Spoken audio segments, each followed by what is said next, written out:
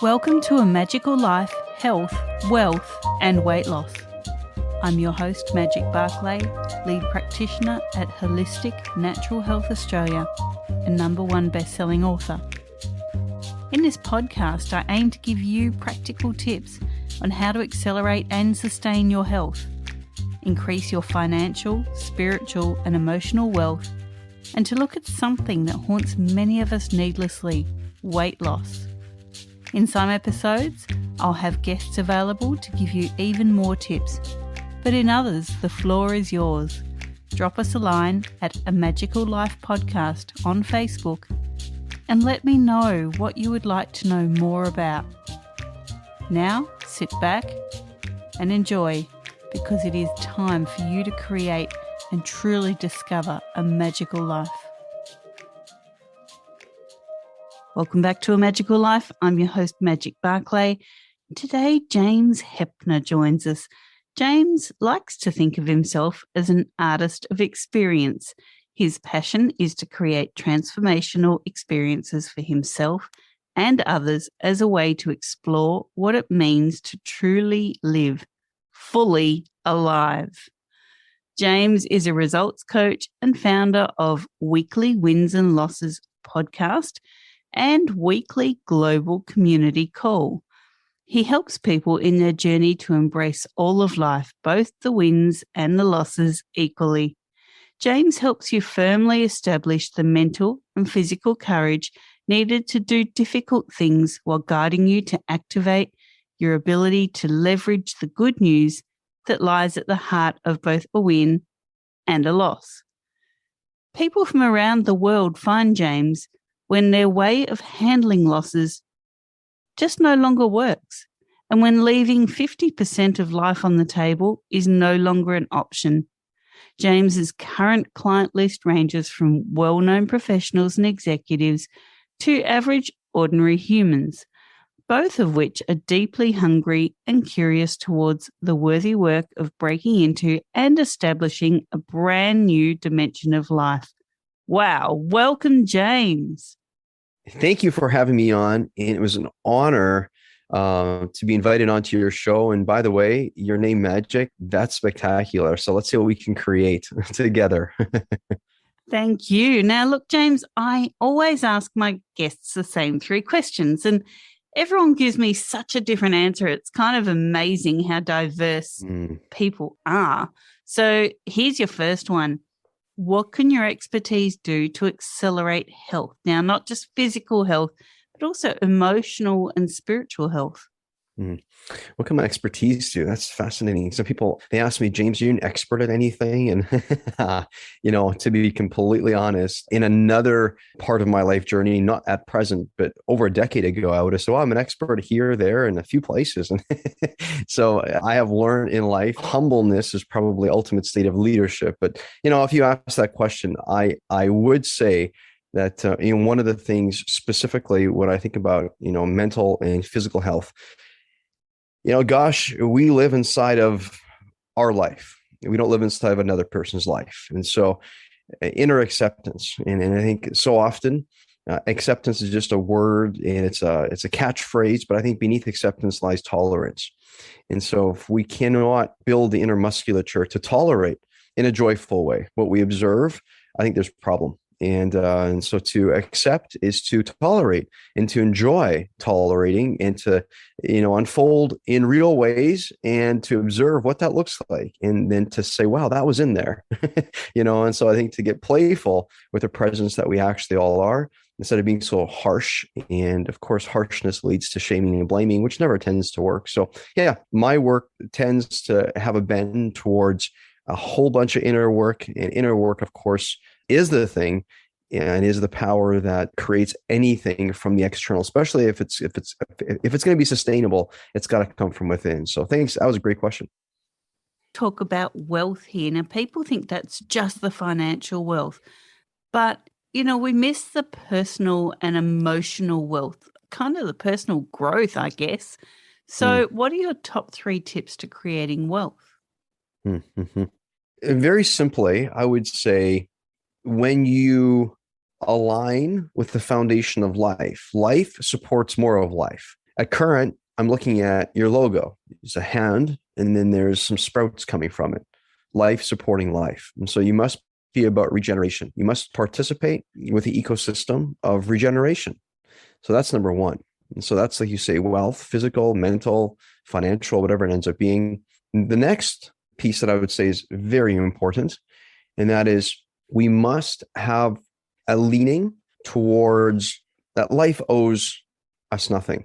When life owes us nothing, we end up realizing we are wealthy because wealth is abundant. It's everywhere. It's not a bank account. Wealth, often people will look at it as a sometime down the road experience. However, arrival happens at birth. And the next one, when I think wealth is a state of mind. So there's a lot of state of mind here, but the concept is, and I repeat these things to myself every day, I've created these things, and that is nothing traps me, everything frees me. So wealth is a decision.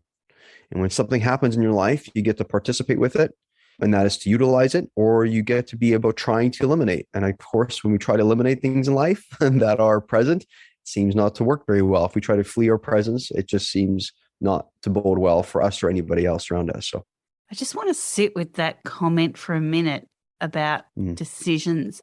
I think people in general, I think we've kind of shied away from making decisions and really taking ownership and leadership of the direction of our lives. Why do you think that is?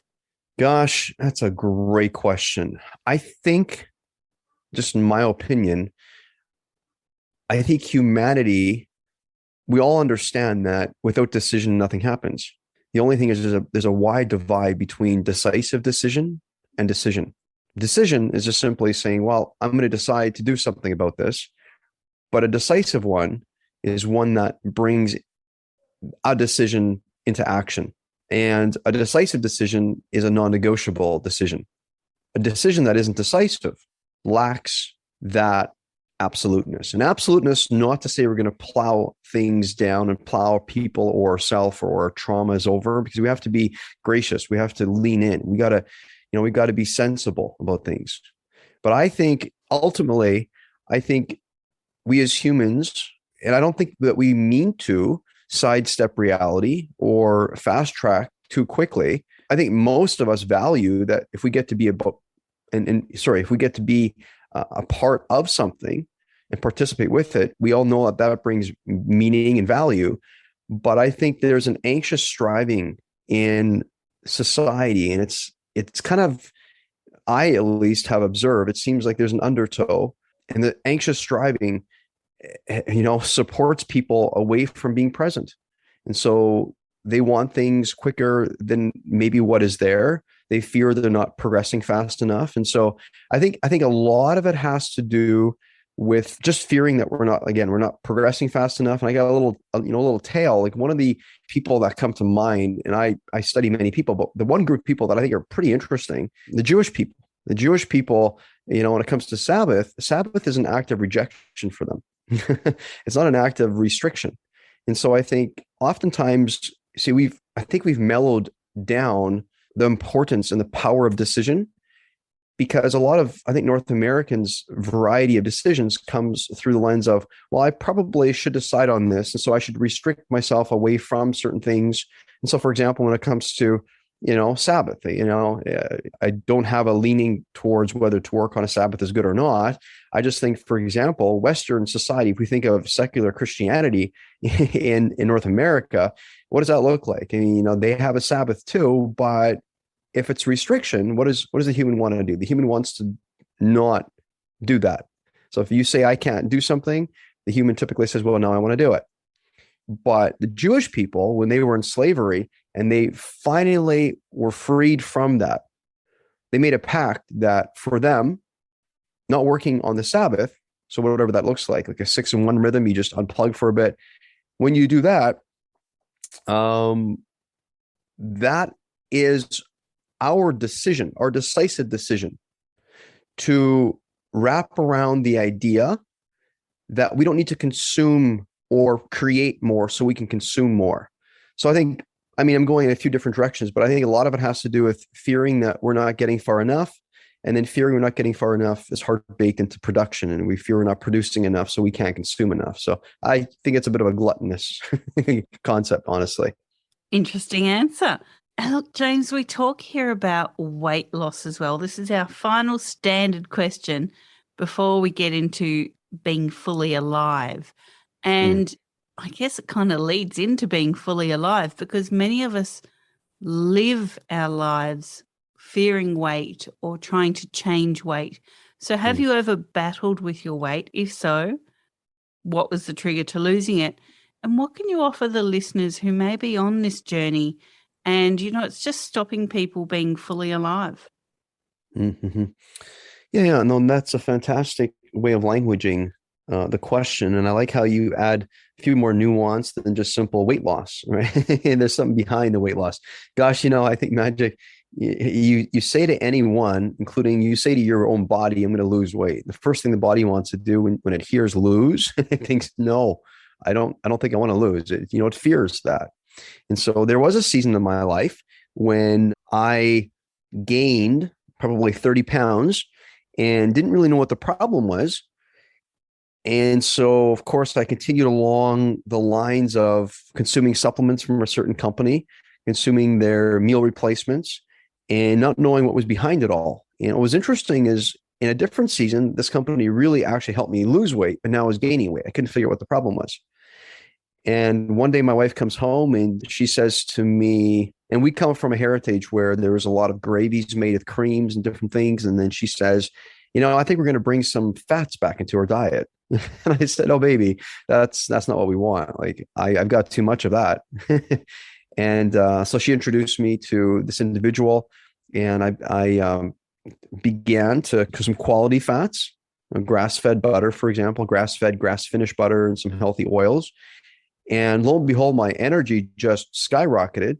And of course, on the concept of living fully alive, and I can't think of anything other than if there's not an energetic flow through our veins, we tend to question how fully we're capturing the moment. And so not to be fearful of when we don't have energy that we won't, be able to grab all of what is here for us. The word grab is interesting, but yeah, no, I absolute. So of course, when I started ingesting fat, to be honest, I lost 35 pounds. And I was so invigorated. I at that point in time captured and I chose a workout modality, and it was really simple. Like it's super, super. So they call me the self-help hacker. And part of that is because I also love biohacking. And so in self-help, we get real quick down to the base and foundational note of why you do what you do. And so when you can find the master switch and flip it, you get real quick on results. And so to say the least, so though I lost 35 pounds of fat, I have now regained 40 pounds, but it's not fat. It's something different. So my body looks a little different. I feel it's not about the look. I just feel great. And my passion in health is not for some significant purpose for appeal. It is so that, I have the stamina, I have the state to show up when I most need it. And I got 2 teenage boys, so they really enjoy running around and playing football and frisbee and all kinds of fun things. So I really want to talk about what it is that you do with your clients. And can you just explain what fully alive looks like? well, as the listeners will probably pick up by now, my gender, so I will classify myself as male, and I married a female, and my journey was like, I think for most people who show up primarily in their masculine state. So you can be female and also show up in masculine state. And I also have feminine in me because we, as a specific sex, we have all the sexes within us. So I can choose to flow within the feminine presence or the masculine. And let me just say it like this. I think to some degree, we all crave and hunger to have our life mean something, for us to have purpose. And often the masculine presence, the first half of life, is to produce and to bring and to provide. And at least in proverbial term, that was how I saw my role. And when primarily that no longer worked, and I gained most of my value through that. I mean, let's be honest. When 2008 rolled around and the real estate crisis, was upon us. I was in the real estate sector. I owned a few companies in that industry. Of course, what I'm going to be able to bring home is a little different. And I began to question my value. And I remember feeling things like, well, I'm losing now, or I'm not gaining what I thought I was going to gain. And there was a lot more of the perception and also real losses than gains and wins. And to be totally frank, I checked out of life. For 2.5 years, I slept. I found a way successfully. I don't know how, but I slept 18 and a half hours a day. I shouldn't say I don't know how. I consumed a whole bunch of melatonin and gravel.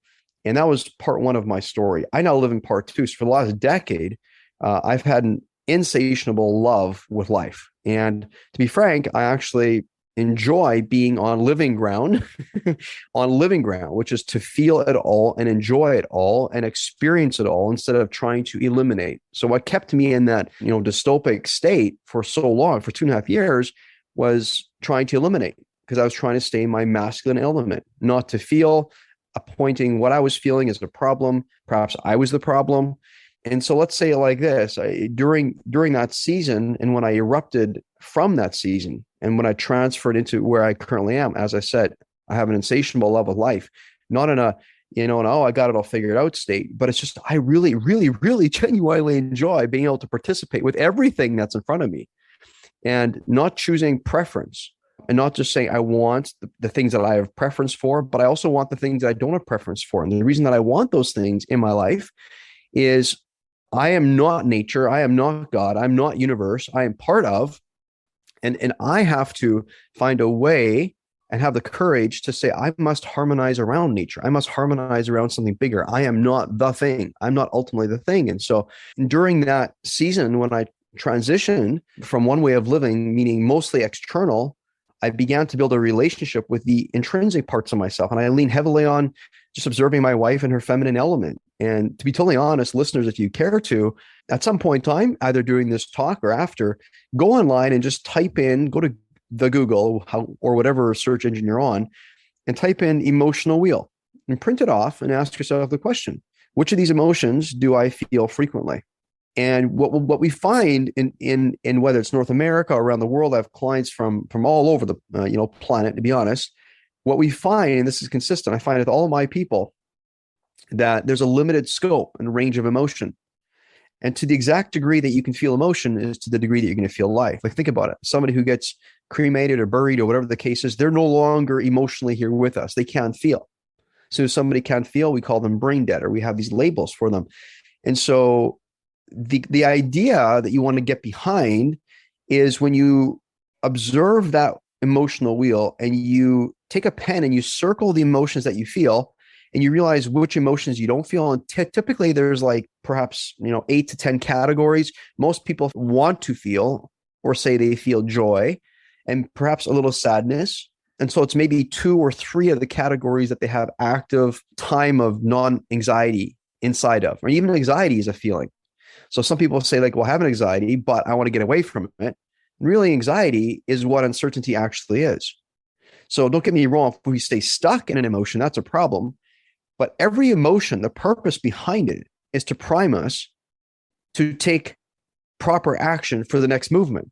So living fully alive for me, let's just say it like this. When I exited from part one of the story about suffering and into where I currently live, I remember thinking one day, if I would consider most people the way I observe, and my dad was a pastor of a mega church, so he would often visit the people who were dying, and he would, he'd come back and after he'd sat with them, at their bedside, and then they passed on, he would say things like, "Oh, this human had his moment." And I remember thinking, what does that mean? And as I studied it more and as I talked with him about things, he said, you know what? I think they just lived. I think they just finally woke up. Like, life looks like this. And so consider, when somebody passes away, they'll often say things like, "Oh, I love you so much, and I wish I would have spent more time with you, and maybe perhaps not worked as much," or different things.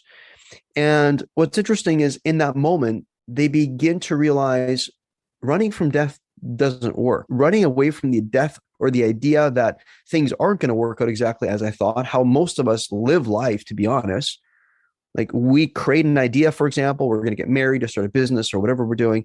And we don't realize that the inevitability of this thing dying, or the concept of it turning out exactly the way we thought, it never happens. So we literally need to do and practice having a funeral for the concept of how will it go? It doesn't turn out the same way. And I think what I'm trying to say here is building a muscle towards when it doesn't work out, building that early and often in our life. And we have invitations to do that everywhere because, like I said, anything you plan out, no matter how strategic and laser pointed you get, it'll never be exactly the way you thought. And so to build a muscle for it now means that you actually begin to realize, I'm feeling all these things. And instead of saying, I don't want to feel them, well, what does it help doing that? If you say you don't want to feel it, you're just probably going to feel it more. You're going to have to create more willpower. And the more willpower you draw down, the sooner you're going to feel exhausted. You have spirit power, or you have this persona, this willpower, like to like willfully just plow through, has to give rise to another layer of regeneration that's there to support you. And so living fully alive for me is simply to say, and there's many things, but what comes to heart for me right now, what I hear myself care about most is that we develop a relationship, and a healthy relationship with all emotions, because they're actually all helpful. It's time, it's a time to love and a time to hate. It's not either or, it's both and. So while we love something, we simultaneously don't like another thing. And people say, well, if it's, love is great, but hate is dangerous. Well, both can be dangerous. You can weaponize both. If you get stuck in love, just like love, meaning all I do is just make sure you're okay. Well, love isn't like that. Love is to say, what's happening inside of me now? Am I giving and receiving to myself at the exact same time? Am I feeling love? And love is when it happens, when receiving and giving comes together. And even when it comes to hate, like, what do I hate? Like, if you don't actually hate something, you're probably not going to take action. You're just going to lay in your creature comforts. So again, hate is not a state of being. Hate is an emotion we feel for a moment, so that it primes us to take the next proper action. So I don't know if that answers your question, but living fully alive to me is just like feeling everything and utilizing everything, because nothing is wasted on this earth. Nothing. But we get to decide if something will be wasted. I think we also shy away from some of those feelings that maybe feel uncomfortable.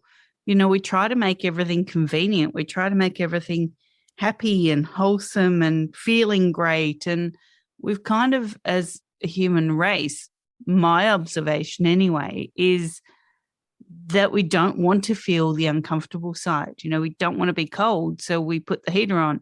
We don't want to be hot, so we put the air conditioner on. We don't want to have a difficult conversation, so we avoid it. We avoid the confrontation. We just try to keep ourselves just right. And to me, that's not truly living. You have to have, the polarization. You have to have the icky feeling about something and the difficult conversations. I love that. Something that's just stirring inside of me when you say we don't want. It's so interesting. We're living, and because we're here, you'd argue because people aren't just checking out, that we actually are admitting by default, by how we're showing up, that we want to be here. So if we want to be here, then it's kind of silly to think that we wouldn't want to do what life is. Life is breathing in and breathing out. When you breathe in, you take it in. When you breathe out, you let it go. Every time you breathe out, you're dying to something. Your cells are never staying the same. I'm not the same person who I was 15 minutes ago. There's certain cells that have died, certain cells that have started coming to life. So the rhythm of life, harmonizing with life, the reality and the truth. I mean, I got to be careful when I say truth, but I do believe this is universal truth, is that there's a life-death cycle, and it isn't which one's better, which one is good, and which one do I want more than the other. It's like, actually, the only way that I can actually see clearly what's here, and that's the first step, see clearly what's here, is if I say, well, the reality is that I breathe in, I take in, and then I let go. And then so certain things die, like they go out, and then I take it in again. And so each moment we get to gasp that we get to participate with not, oh, I want less life or less death so I can have more life.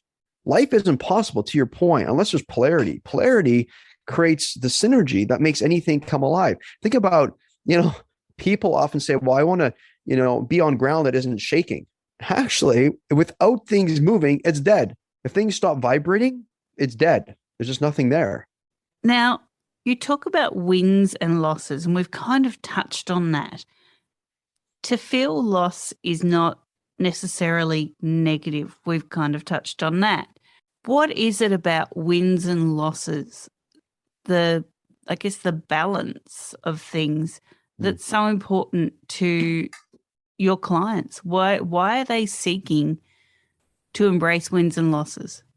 Magic, I think you get it because I can hear in how you language the question. I think you get it. It's like my second son, he's 15 now, Harrison, he has high functioning autism, and his second name is Gray. And so often we say we want either black or white. And, the human puts and induces him or herself or itself into deep suffering, learned helpless behaviors when it is forced to decide which one's better. Is this one better than the other? An animal, for example, a dog, only ever when observing, when looking around, is looking for where's there greater safety or where's there greater danger. It's all that it's doing constantly when it's looking around. You and I, as humans, we can go into another state, which often happens. Like I'm just staring straight ahead and there's a set of doors in front of me. I'm not thinking about, are the doors safe or are they dangerous? I'm just observing the doors. And so what's fascinating, and by the way, the reason that I coined it wins and losses, this is what the survival self is constantly analyzing. Am I winning or am I losing? Is this good? Is this bad? That's what the survival state is doing. Now, granted, we have to go beyond survival state at some point in time and quite quickly, but we first have to reckon what our survival state is doing to finally give ourselves the opportunity to see something other than just making a choice away from some perceived danger or towards some perceived place of euphoric bliss.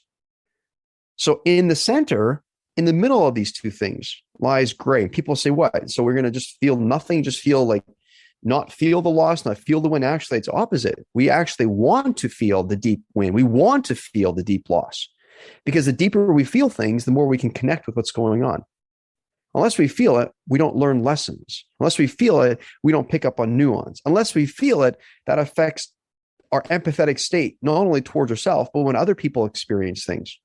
Imagine this: if you feel nothing and somebody says this is a big deal, and you say, no, it's really nothing. It's just kind of in the middle. It's nothing.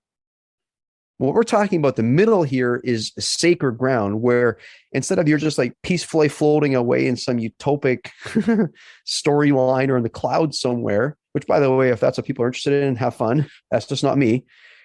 For me, peace is from within.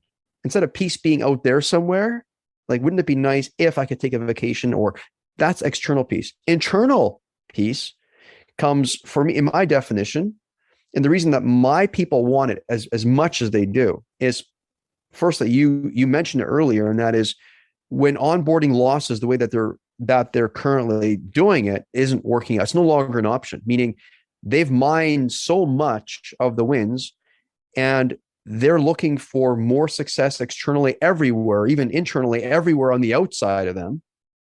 And what they're not realizing, it's like acres of diamonds right in front of them. And so invariably people that find me are just sick and tired of trying to sedate themselves and provide themselves the illusionary wink that perhaps if we just keep doing the same thing, and people invariably get tired. They just say, now we need to be in a state of being.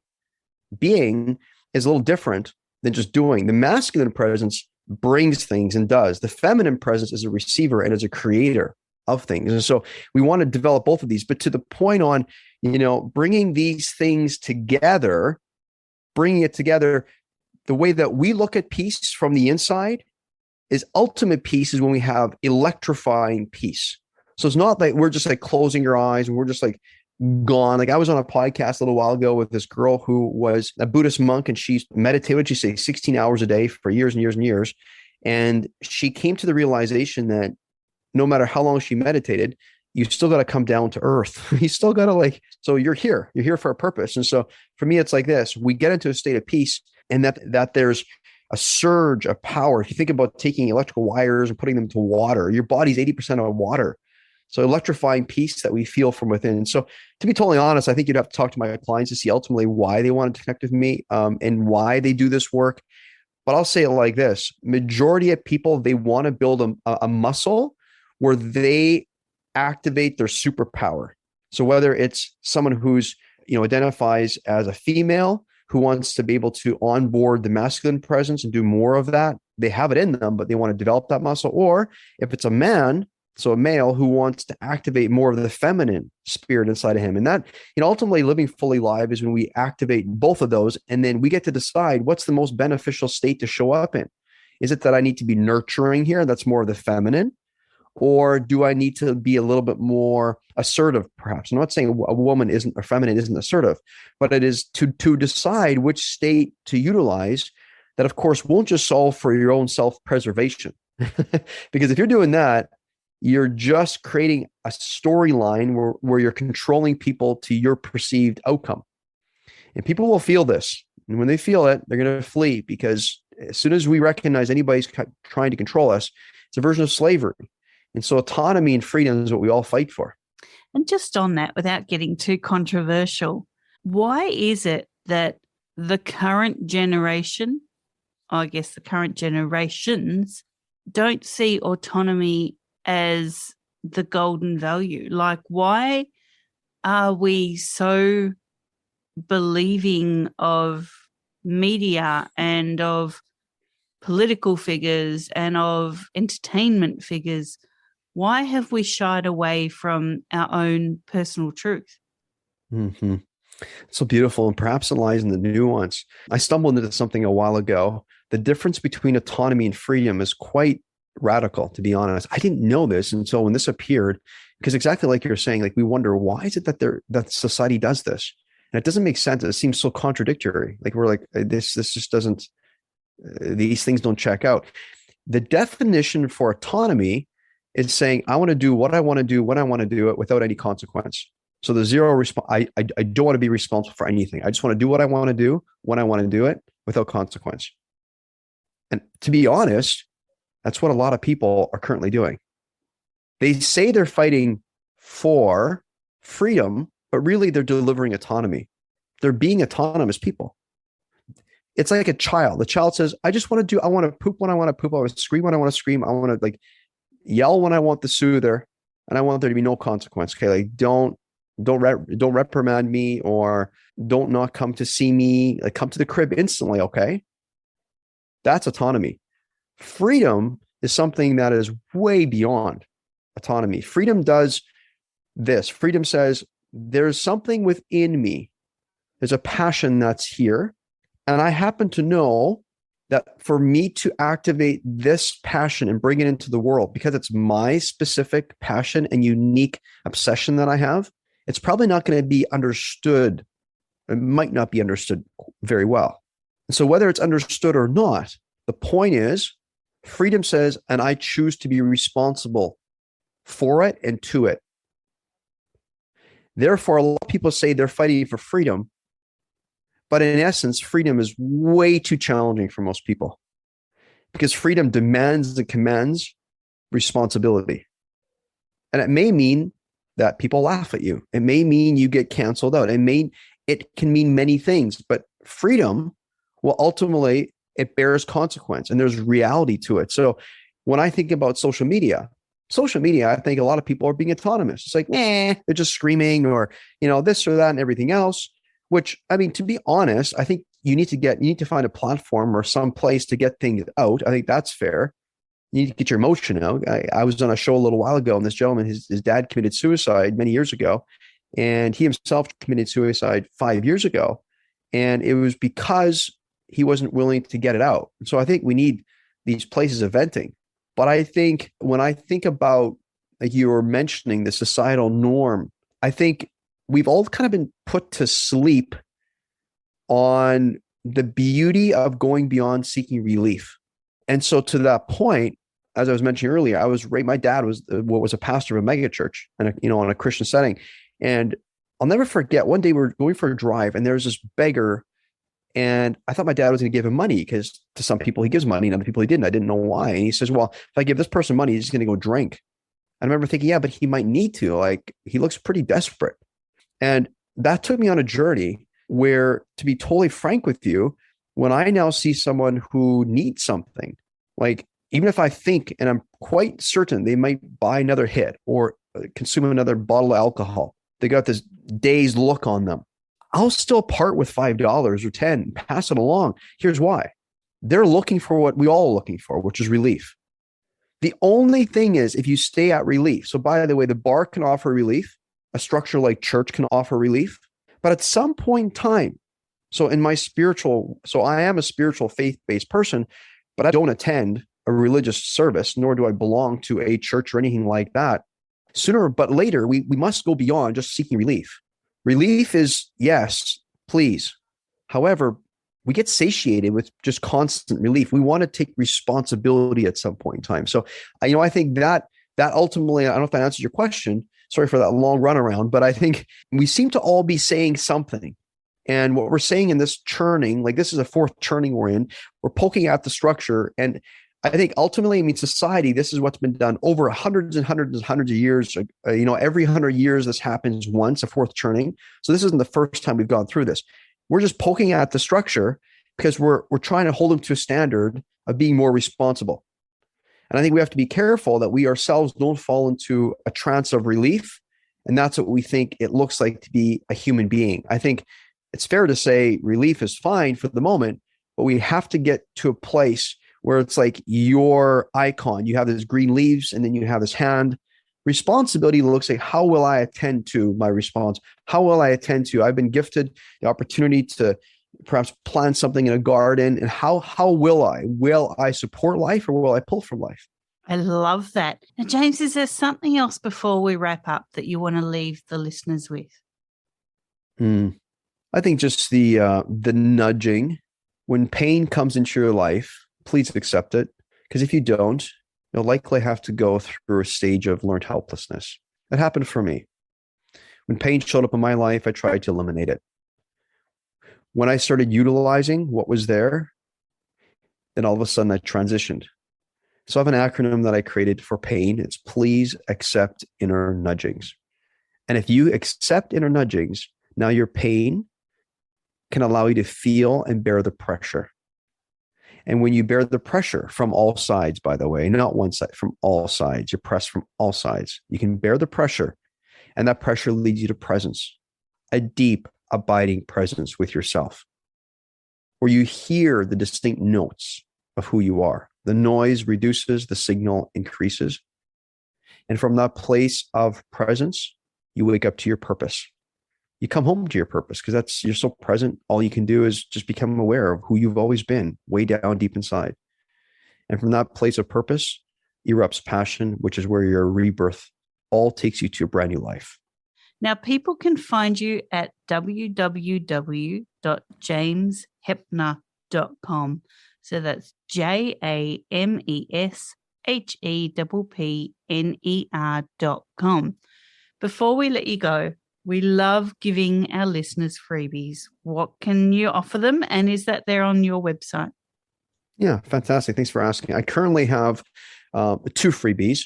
The one freebie is we have a global, and you mentioned earlier, global weekly wins and losses virtual call. And to be frank with you, I can't think of a better way to bring new and raw truth to what your last week was really all about. This global call, it's a weekly, no charge call, happens every Friday at noon Pacific time. And so when you jump onto this simple call, it'll deliver a profound experience for you. And of course, I'm a little biased. I created this, but honestly, I can't think of a better way for you to clear the deck of all the unhelpful stings of last week's losses. And the reason we want to do this is so that when the new week begins, you're best able to launch out of the gate, invigorated and ready to take bold, courageous action forward. And of course, action without all the unhelpful sides of hesitation and delay. So I invite each one of you to show up and share as you wish, or simply observe others share a personal win and a personal loss that stood out for them from the past week. When you come, I'm going to help you understand and show you how to master the art. And who doesn't want to be prepared for anything? Win, lose, or draw. Come and learn authentically how to celebrate both a win and a loss in real time every time. And of course, the other free gift And this is something that I just launched. Let's be honest, listeners, I have been with you. I have been with humanity, and I have walked journeys with you, but we are now in a season of time. Let's just say it like this, with all of what's happening, in the global unrest, inflation rates rising, interest rates shooting up, gas prices skyrocketing. People like Tony Robbins say what's wrong in the world is always available, but so is what's right. And so instead of trying to hope and wish the world into a better place, it's time to make the most important decision any of us can ever make, and any of you can ever make, and that is to invest in yourself.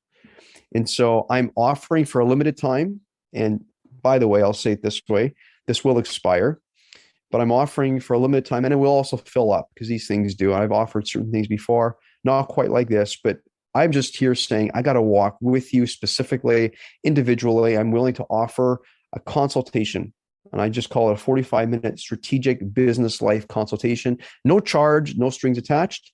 And this is where you're going to be able to regain the reins of your life. And you're going to gain clarity on exactly why you're stuck. We're going to move you directly towards your optimal outcome. So we're not going to be able to solve the world's problems, but we are going to be able to laser down, and I can together, you and I, we're going to co-create this. We're going to be able to spot exactly where you're stuck and what you can do about it. So my clients, what they say about working with me, they say things like they have a decrease in decision. They have an increase in clarity, confidence, and courage. They have an increase in fully capitalizing what's directly in front of them. They also say they have an increase in impact at work on their families and their communities, a decrease in pain and suffering, and a decrease in anxiety. And so, again, if you want to move beyond old stories, get clear on where you're headed so that you can shake your world, you can simply go to my website and you'll see a little pop-up. And in that pop-up, you can just go and say, yes, I'd like to have that. And that will draw you to my calendar, and you'll book a little time with me. And again, this will fill up. And so I encourage you there. And of course, I also have one-on-one coaching and group work. And of course, you can find all of that work for those that are passionate about wanting to learn more about me and potentially working with me one-on-one. That's also found on that website that you mentioned. Fantastic. James, thank you so much for joining us. I've really, truly loved this conversation. It's been great. Fantastic. It was an honor. Thank you so much. Thank you. And listeners, thank you so much for your time. Without you, we couldn't do this podcast.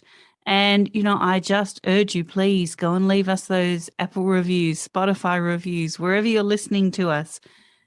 Give us that feedback. Jump onto our Facebook at A Magical Life Podcast and let us know what you want to hear. Are there any burning questions that you want us to seek coaches to help you find the answers, or that you just want us to answer one-on-one? Let us help you. Let us be an extension of your knowledge farming, of your idea farming. Let's get back to the root of it all. And again, go forth and create your magical life. Thanks for listening today. Please subscribe to hear future episodes, leave a review, and share this podcast. You can follow us on Facebook at A Magical Life Podcast or at Holistic Natural Health Australia. That's holistic with a W. You can find us on Instagram at Holistic Natural Health or at www.holisticnaturalhealth.com.au. That's where you'll access all sorts of articles, freebies, and more.